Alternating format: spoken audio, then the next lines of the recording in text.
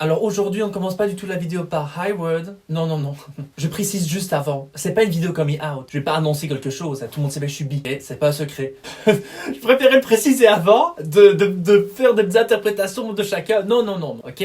Donc ça, c'est assimilé pour chacun. On est parti. On commence la vidéo. Hi World. J'espère que vous allez bien. Je suis super ravi de vous retrouver avec la vidéo qui est tant attendue. Vous l'avez vu dans le titre. Aujourd'hui, nous allons parler du coming out. Mais pas que. Parce que j'ai énormément de choses à dire sur le sujet. Pour ceux qui ne savent pas ce que c'est le coming out, on va en revenir, vous inquiétez pas. Tous les sujets qui gravitent autour. Je peux vous dire que je suis remonté, mais à un point, tellement j'ai de choses à dire sur le sujet. Ça va être la fight! Solid comme rock. Non, je rigole. Sinon, j'espère que vous allez bien. Moi, ça va super bien. En ce moment, je suis super content des retours que j'ai par rapport à ma collection. Merci infiniment. N'hésitez pas, si vous voulez suivre mes aventures, voir ce que je fais dans la mode, dans la musique, d'aller me suivre sur les réseaux sociaux, @Raphaël ou @Raphaël Studio pour la mode. Allez aussi me suivre donc sur Facebook, Instagram, TikTok. J'essaye, du moins. Vous pouvez aussi aller sur ma chaîne YouTube, vous abonner. Ben, vous y êtes déjà de toute façon. Vous abonner à ma chaîne et liker la vidéo si elle vous a plu. Tout le monde est prêt? Est-ce que tout le monde est prêt? Parce que là, je peux vous dire que ça va retentir parce que ça fait des mois que je tease cette vidéo, qu'elle allait sortir, que j'allais parler de ça. Là, le temps est venu, je suis prêt, je me pose face à ma caméra. En plus, je suis super content de revenir avec une vidéo face cam. Donc là, on est parti, let's go. J'ai préparé ma petite fiche avec toutes les choses que je devais dire. Je suis prêt, je retrousse mes manches. On est parti, let's go. Je vous laisse avec l'intro. À tout de suite.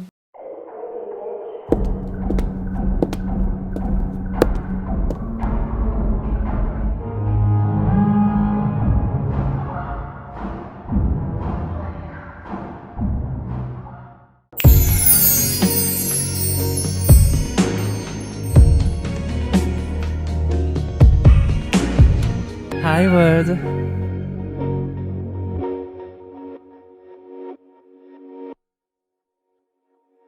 Nous avons mis les points sur les i. Ceci n'est pas une révélation sur ma sexualité, sur laquelle je suis extrêmement fier de faire partie de la communauté LGBTQ+. Qu'est-ce que le coming out? Pour ceux qui n'y connaissent rien, voilà, qui se disent c'est quoi ça, coming out? Coming out, c'est en fait de l'anglais coming out of the closet, qui veut dire sortir du placard. Alors, je vais directement revenir sur le sujet. Le coming out pour moi c'est comment le dire en restant poli.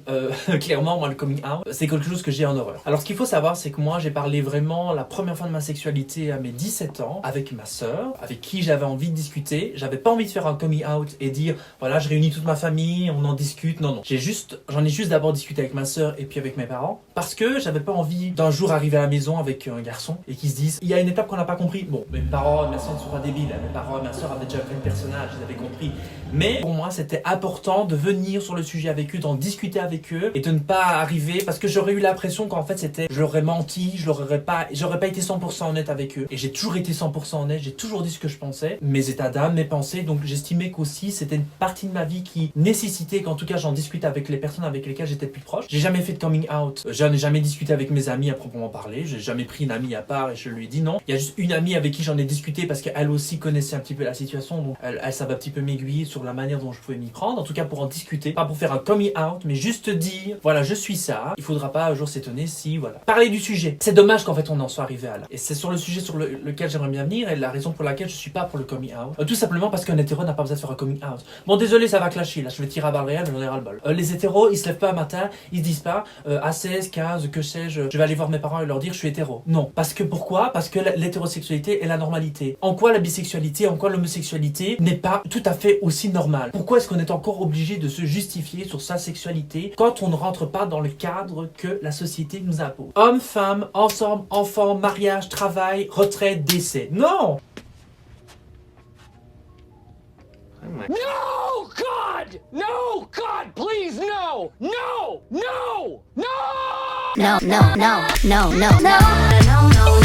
Fuck, non, je suis désolé, non, c'est pas du tout comme ça que moi j'envisage. Alors bienvenue dans ce monde où les dictats de la société c'est de prôner l'uniformité, où le roi et la reine de ce jeu c'est l'hétérosexualité qui décide si toi t'es bi, toi t'es homo, ah bah non désolé, moi je suis l'hétérosexualité, donc je suis la normalité, je suis la généralité, donc toi par contre il va falloir que tu justifies la raison pour laquelle tu sors de ce cadre. On est où là? Oui je sais, j'ai même pas bégayé une seule fois, mais c'est vous, je vous ai dit, hein, je vais mettre tout le monde à la mort là sur le sujet, parce que ça m'énerve, alors encore plus en ce moment avec tout ce qui se passe, avec tous les sujets des lobbies apparemment LGBT. Ah oui, il y a des lobbies LGBT, on est en train de prôner, on est en train de bourrer le crâne avec tout le lobby LGBT. Oui, bien sûr. Bien sûr. Imagination. Bien sûr. Je voudrais juste aussi dire un terme sur le coming out. Le coming out, c'est par rapport à sa sexualité, le fait donc de sortir et de dire que je suis en dehors du cadre habituel de la sexualité qui est prôné comme étant la normalité par la société. Voilà.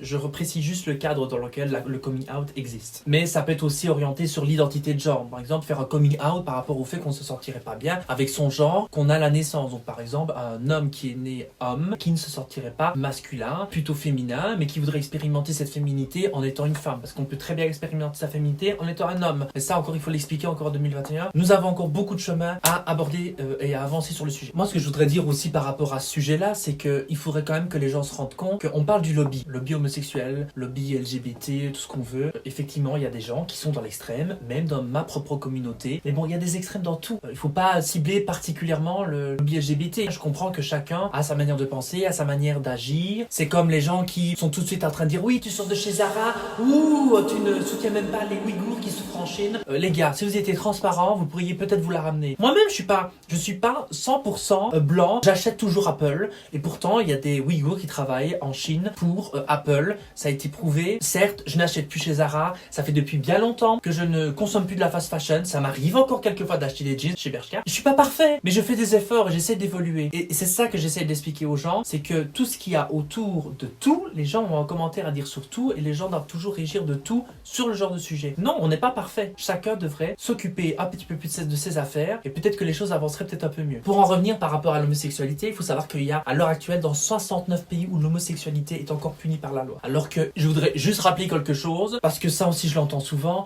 Oui, mais c'est maintenant un effet de mode d'être bi, d'être gay. Non, c'est pas un effet de mode. Je voudrais juste quand même rappeler aux gens que depuis la Grèce antique, la bisexualité, elle était omniprésente. Donc il faut arrêter de dire que c'était à la mode. Alors quoi, en la Grèce antique, c'était à la mode d'être bisexuel, ils se prenaient en photo pour Instagram.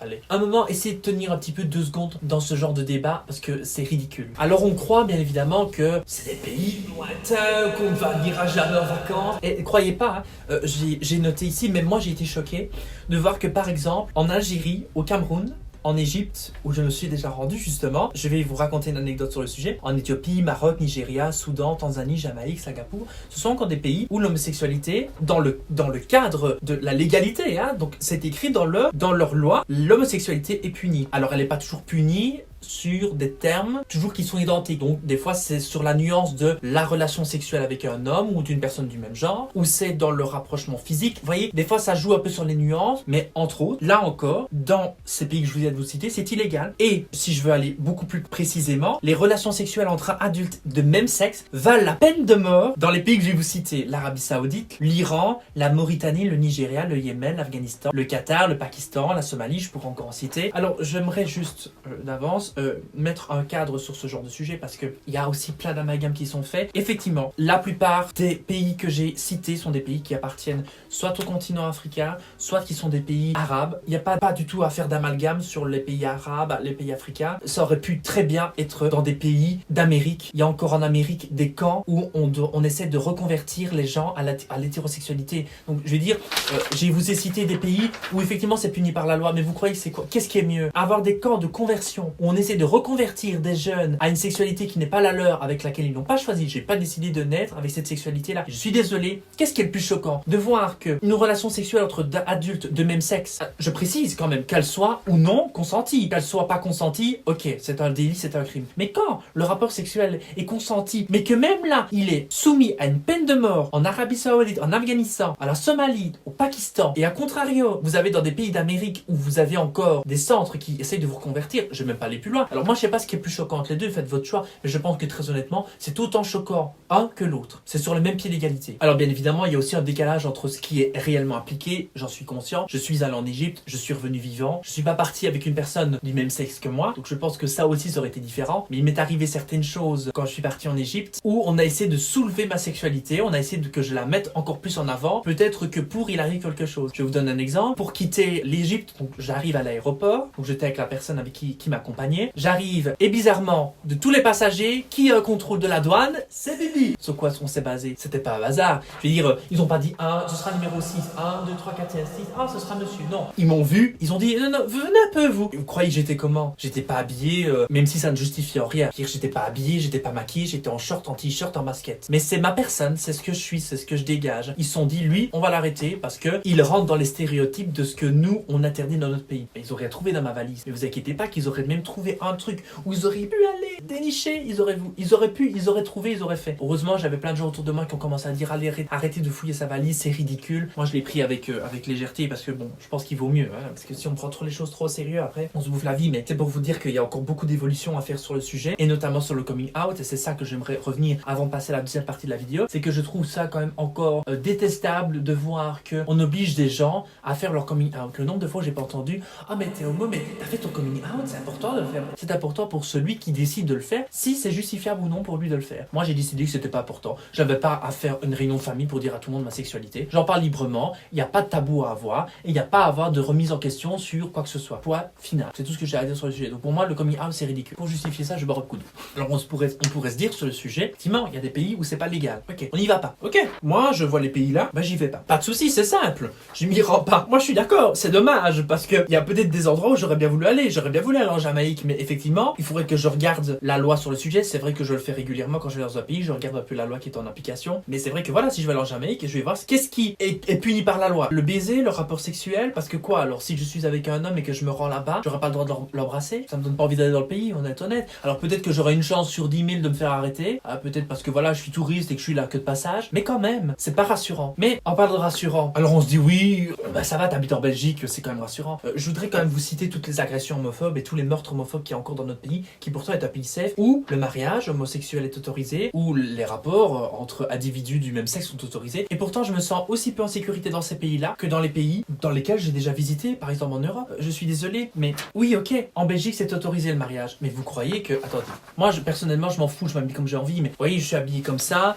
je vous montre, j'ai un jeans comme ça large, j'ai des boots cowboy. Moi j'en ai strictement rien à foutre de ce que pensent les gens de moi, ça me contrecarre. Mais imaginons, s'il y a 10 personnes qui viennent contre moi, même avec la plus grande force de caractère qu'ils soient, même avec la plus grande obstination à me défendre, à être face à ces gens et à défendre mes valeurs, vous croyez que je fais quoi? 10 personnes se jettent sur moi, qu'est-ce que vous voulez que je fasse? Que je sois baraqué, que je sois tout mince ou que je sois ce que vous voulez, ça changera rien. On est 10 contre moi, je suis à terre en 5 secondes. La vérité, c'est que je suis confronté à ça tout le temps. Je dois réfléchir. J'ai encore des membres de ma famille qui ne sont pas toujours très confiants quand je vais, que ce soit dans ma ville, quand je vais dans la capitale, quand je vais à Bruxelles, qui ne sont pas toujours en confiance si je suis tout seul, qui ont peur pour ma sécurité parce qu'ils se disent, on sait jamais s'il y a un fou qui le voit et qui se dit, ah oui, ça pourrait arriver à n'importe qui, je suis d'accord. Mais effectivement, le fait est que je suis peut-être d'une certaine manière un peu plus soumis à certains dangers parce que j'attire l'œil, parce que j'attire par ma différence, parce qu'une différence que j'assume. Mais c'est ça qui est triste. Parce que pourquoi moi et pourquoi pas quelqu'un d'autre, et pourquoi est-ce que moi je devrais subir? Parce que quoi? Parce que j'assume ma différence, parce que je suis moi. Et ça, je suis désolé, c'est intolérable. Alors effectivement, le mariage en deuxième qui s'aime, c'est autorisé en Belgique, mais vous croyez que c'est encore suffisamment accepté? Moi je vous pose la question, quand je vois en France qu'il y a encore des marches, parce que ça aussi, oh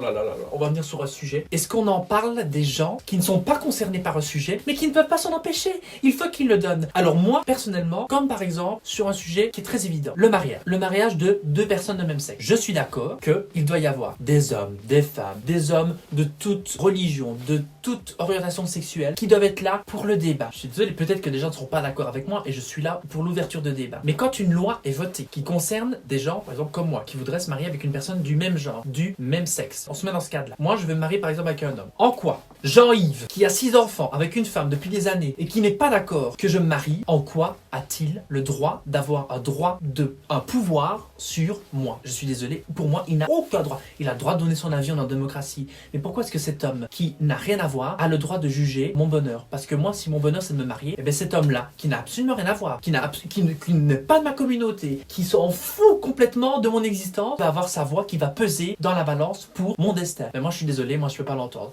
C'est comme par exemple sur l'avortement. Je ne comprends pas comment est-ce que dans le droit qui est un droit féminin, qui est un droit qui n'a rien à voir avec l'homme n'a absolument rien à voir. On ne porte pas d'enfant, donc en quoi on est concerné? On peut donner notre avis sur l'avortement, certes, mais moi je n'ai pas le droit de décider si une femme peut ou pas avorter. Ça la concerne les femmes. Alors que les femmes décident entre elles, je suis totalement d'accord, je suis totalement pour. Alors on va dire oui, mais alors tu mets à part les hommes. Non, ça ne les concerne pas. Moi c'est ça qui me tue. Et quand je vois des gens qui sont dans la rue en train de protester contre la GPA parce qu'ils estiment que des personnes n'ont pas le droit de... Mais attendez, on est où là? On est où dans la gestation pour autrui? Ça te concerne? Est-ce que ça te concerne? Si ça ne te concerne pas, va voir ailleurs, va te concentrer sur ton bien-être, sur ta famille et laisse les gens qui sont concernés par le sujet en parler entre eux, voter, que tu donnes ton avis, ok, mais ne commence pas à vouloir faire chambouler le vote. Non, moi je comprends pas. Je suis désolé, hein, mais moi quand je vois des gens hétérosexuels qui ont un dégoût profond pour des gens de la communauté LGBT et qui font exprès de venir parce qu'ils ont un droit de vote, parce que au Sénat, parce que sais-je, et donner leur droit de vote sur le sujet juste pour faire chambouler et ne pas permettre à des gens d'être heureux de pouvoir se marier, qui pour moi est un droit qui devrait être accordé à tous. Un hétérosexuel ne doit pas demander, je suis désolé de revenir sur le sujet, mais un couple d'hommes et femmes n'ont pas à passer par 10 000 étapes pour avoir un enfant, parce que c'est naturel, parce que c'est comme ça, c'est la génétique, c'est le monde, c'est la science, voilà. C'est comme ça, on n'a pas à débattre là-dessus, et moi non plus j'ai pas à débattre là-dessus. Mais quand je pense que des personnes comme ça, des fois, vont se battre pour que des gens comme moi, on puisse pas avoir des enfants, parce que quoi? Parce que deux hommes ensemble, oh là là, l'enfant il va être déséquilibré. Alors déjà, loulou, va donner une bonne éducation à ton enfant. Des fois, soyons honnêtes, on voit des gens qui sont de sexes différents, qui font partie de la normalité, qui ont un enfant, l'enfant, c'est une catastrophe, il n'est même pas élevé, il sait même pas que la fourchette est à gauche et que le couteau est à droite, mais ils vont se permettre de vous dire que vous, deux hommes ou deux femmes, n'avez pas le droit d'avoir un enfant, de ne pas lui donner une éducation, alors que sûrement, peut-être, vous aurez une éducation et vous lui donnerez une éducation qui est 100 fois meilleure à celle que eux leur ont donnée, que vous leur donnerez les règles de la bienveillance, du respect de l'autre, de l'éducation, vous lui donnerez de la culture. Vraiment, moi ça me tue, moi je comprends pas. Ça je trouve que c'est les points où la société doit encore faire 1 milliard de pas. Il y a des injustices dans le monde qui, pour moi, à mon sens, doivent encore être défendues et qui ne sont, à mon sens, pas encore suffisamment défendues avec suffisamment de force et de conviction. Alors aussi, et c'est sur ce que j'aimerais terminer la vidéo, il y a plein de gens, comme je vous l'ai dit, qui font des amalgames et qui parlent aussi de l'homosexualité dans la religion. Bon, on pourra en parler, mais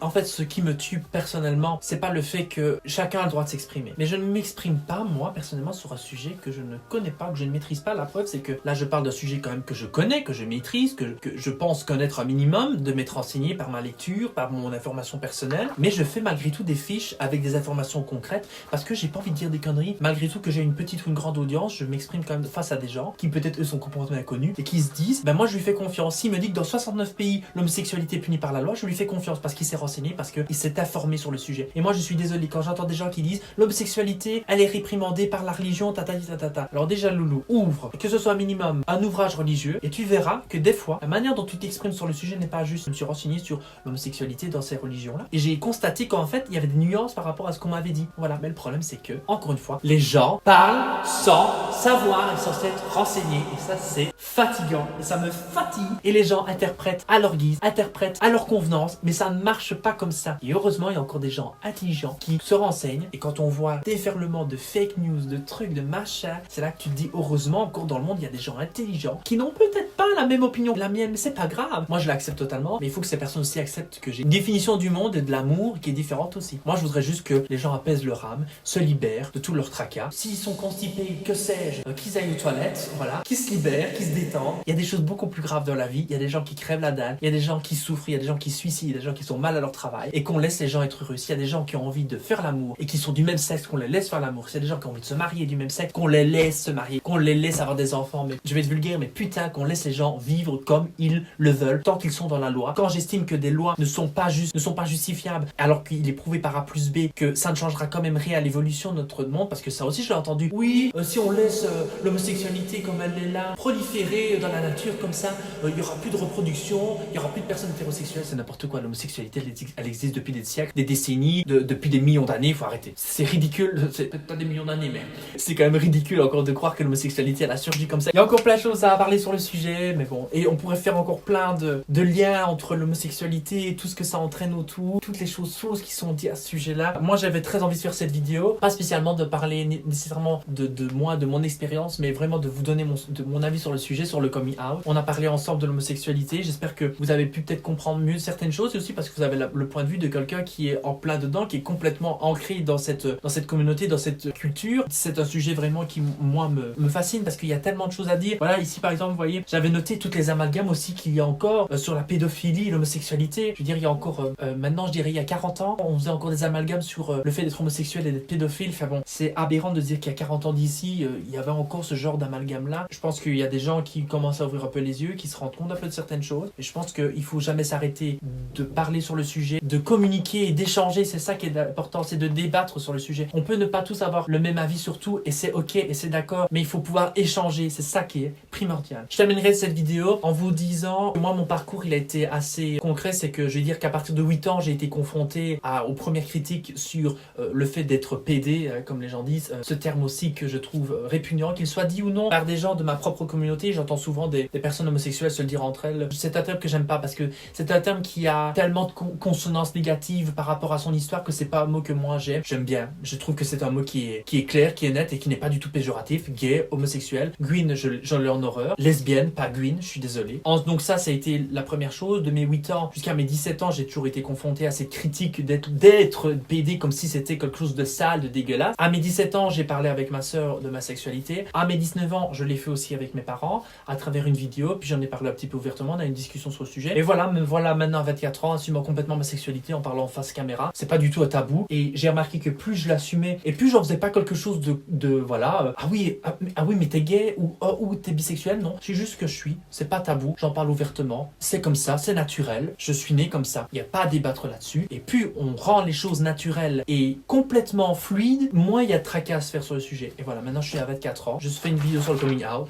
Moi je vous dis qu'il y a encore plein de choses à faire sur le sujet, sur lesquelles on va évoluer. Et plus les années vont avancer, plus je vais défendre ma cause, la cause des personnes qui font partie de ma communauté. Et je vais me battre parce que on ne peut pas continuer à proliférer des conneries sur ce genre de sujet alors qu'ils ne s'y connaissent pas. Et je continuerai à défendre les droits de ma communauté et défendre mes propres droits par la même occasion. J'espère que la vidéo elle vous a plu. Si vous étiez peut-être parti réticent en commençant cette vidéo, vous allez avoir une autre approche du sujet. Ça m'a fait extrêmement plaisir de pouvoir échanger avec vous sur le sujet. N'hésitez pas en commentaire, en message privé, à me dire ce que vous avez pensé de la vidéo. Comme la vidéo que j'ai fait sur mon harcèlement scolaire, c'est une vidéo qui me tenait extrêmement à cœur parce que c'est une vidéo où j'avais beaucoup de choses à dire, où je devais beaucoup m'exprimer parce que c'est un sujet tellement vaste, on pourrait débattre sur tellement de choses, mais j'avais besoin de donner mon point de vue sur le sujet, sur l'homosexualité, le coming out et tout ce qu'il y avait autour et tout. Et voilà. J'espère que la vidéo elle vous a plu. Moi je l'ai fait vraiment de manière complètement spontanée. Vous savez bien, moi dans ma vidéo on parle de point A à point Z, mais le fait est que je parle avec le cœur, donc je ne parle pas avec une structure, faut pas parler de ça parce qu'on sait jamais. Non, je parle avec le cœur et je pense que c'est la meilleure manière de parler. Je vous envoie des milliers de bisous et on se retrouve très prochainement sur ma chaîne YouTube et sur les réseaux sociaux pour partager mon quotidien. Je vous remercie encore d'être super présent, d'avoir tous vos retours. Je vous envoie d'énormes bisous et on se retrouve à la prochaine. Bye, yeah, yeah. Bye, bisous.